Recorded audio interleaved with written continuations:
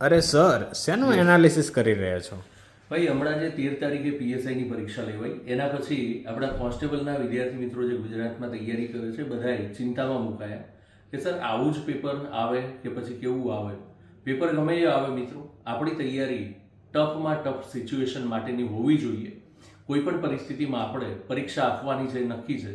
Paper સરળ આવે છે, પેપર અઘરું આવે છે, એ તમારા ને મારા હાથની વાત નથી. એ પેપર સેટર અને પરીક્ષા ભરતી બોર્ડ જે છે એના હાથની વાત છે. આપણા હાથમાં શું છે?